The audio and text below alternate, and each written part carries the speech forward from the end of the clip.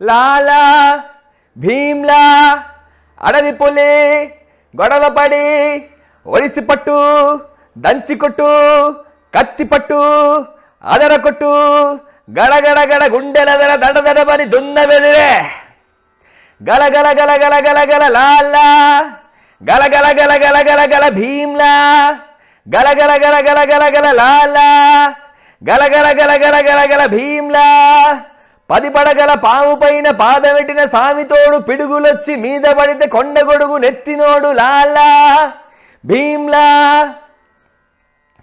ఎద్దులొచ్చి మీద పడితే గుద్ది గుద్ది సంపినోడు ఎదురొచ్చిన పైల్వాన్ని పైకి పైకి ఇసిరినాడు లాలా భీమ్లా అడవి పులి గొడవ పడి ఒడిసి పట్టు దంచి కొట్టు గలగల గలగల గలగల లాలా గలగల గలగల గలగల భీమ్లా గలగల గలగల గలగల లాలా గలగల గలగల గలగల భీమ్లా.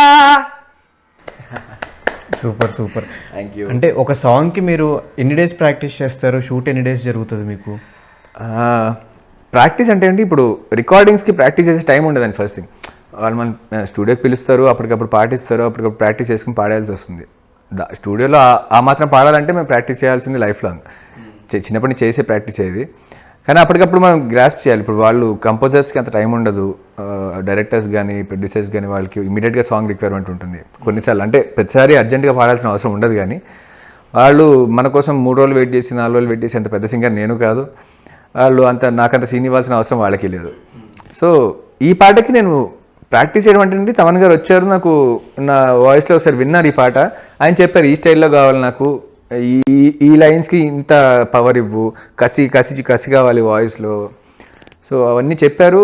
తర్వాత శ్రీకృష్ణ గారేమో he took the voice take, అంటే వాయిస్ నేను పాడుతున్నప్పుడు హీ రికార్డెడ్ అనమాట.